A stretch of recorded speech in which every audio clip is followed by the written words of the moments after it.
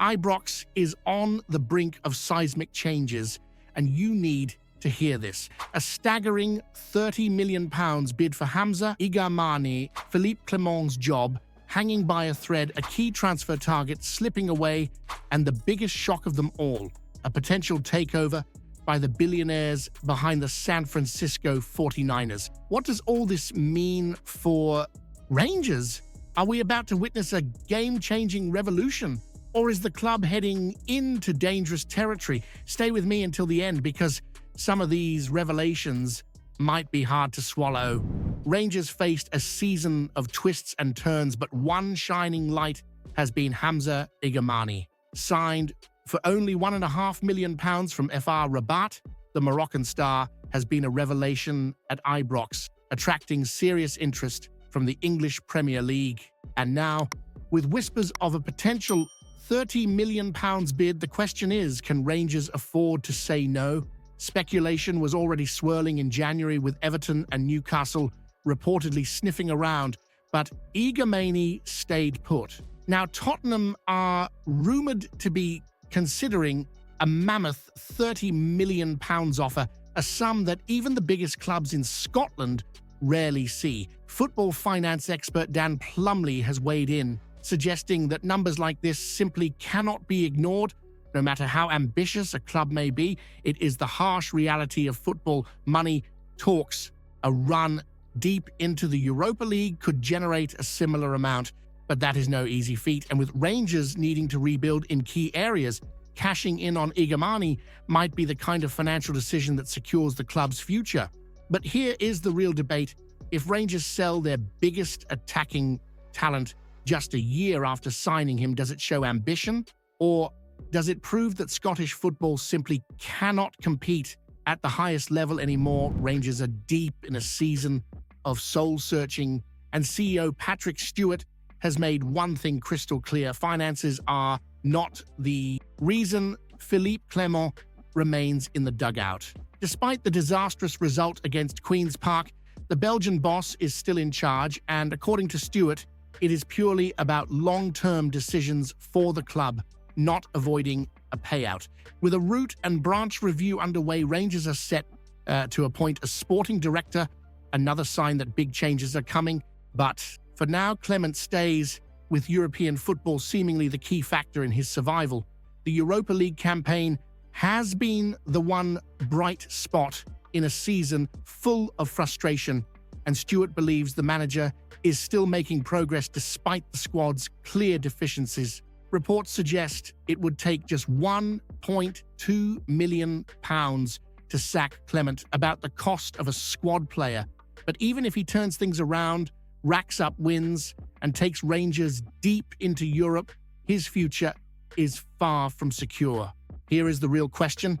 If Clement is only staying because of the Europa League, does that show faith in his ability? Or is it just delaying the inevitable while the board figures out a replacement? Rangers are determined to sharpen their recruitment game, looking to follow the blueprint of Europe's smartest operators. Clubs like Borussia Dortmund, Monaco, and Red Bull Salzburg have made a habit of identifying talent early, nurturing it, and then cashing in for massive profits. Rangers want a slice of that success, but in the race for Jorge Vertessen, they fell just short. The Belgian forward was on Rangers' radar, but by the time they made their move, Salzburg had already wrapped up a deal worth £3.3 million. A classic Salzburg signing, young, full of potential, and likely to be sold on for a fortune down the line. And that is exactly the type of player Rangers are targeting in this new era under Niels Koppen and Patrick Stewart. There is no doubt Rangers have the pulling power to compete. Just look at Rafael Fernandes and choosing Ibrox over Germany and France, or Hamza Igamani rejecting a big money move to Qatar. The challenge is moving fast enough in the market to beat clubs who are already masters of the game. With the left-sided attacking role still a problem this season, missing out on Vertessen stings. Nedim Bajrami has been inconsistent, Oscar Cortez is injured and Rabbi Matondo is out on loan. But the real issue is bigger than one transfer. Are Rangers doing enough to modernize their recruitment strategy, or are they still playing catch-up, while clubs like Salzburg and Dortmund show how it is really done? Rangers on the brink of a new era. What does the potential 49ers Enterprises takeover mean for the club? Rangers may be on the verge of one of the most significant transformations in their recent history. The news that 49ers Enterprises, the investment arm of the San Francisco 49ers, is in advanced negotiations to acquire a majority stake in the club has sparked great expectations and speculation about the future of the Ibrox Giants. Although no deal has yet been finalized, various indications suggest that discussions have been ongoing for months and that a change of leadership could be on the horizon. What is at stake? Rangers currently operate under a fragmented ownership structure. Among the primary shareholders are Dave King with 13%, Douglas Park with 11.5%, and George Taylor with 10.22%, followed by other minor investors such as Stuart Gibson, John Bennett, and Julian Wohlhart. The 49ers Enterprises proposal is to acquire a stake substantial enough to become the largest shareholder and consequently take control of the club, securing strategic seats on the board. If this transaction goes through, Rangers would gain an ownership group that has already demonstrated great competence in sports management, both in the NFL and in English football, where they control Leeds United. But the big question looming over Ibrox is, to what extent would this acquisition truly benefit the club? A significant financial injection? According to financial experts such as Kieran Maguire, the 49ers takeover does not necessarily mean a massive cash injection into Rangers. The group, despite being valued at approximately $6.8 billion, already has significant financial commitments with Leeds United. This suggests that rather than a £1 billion takeover, Rangers might receive a more strategic investment focused on optimizing management, modernizing administrative structures, and improving player recruitment. The 49ers Enterprises model emphasizes operational efficiency and revenue maximization. At Leeds United, for example, they implemented a data-driven approach and explored alternative markets for scouting talent rather than simply pouring large sums of money into high-profile transfers.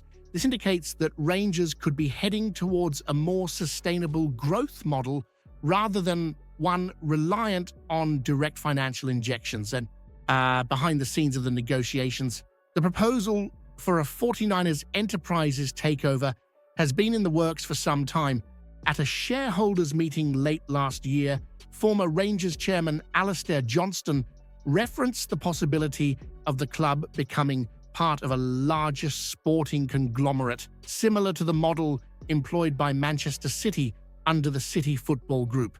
This statement now appears to have been a prelude to what is unfolding. For the takeover to materialize, 49ers Enterprises must persuade key shareholders to sell their stakes. There is a history of internal conflicts within the Rangers board, particularly between Dave King and Douglas Park, which could complicate negotiations. However, recent reports indicate that multiple investors are willing to sell, which could pave the way for the American group to assume control. What does this mean for Rangers' future?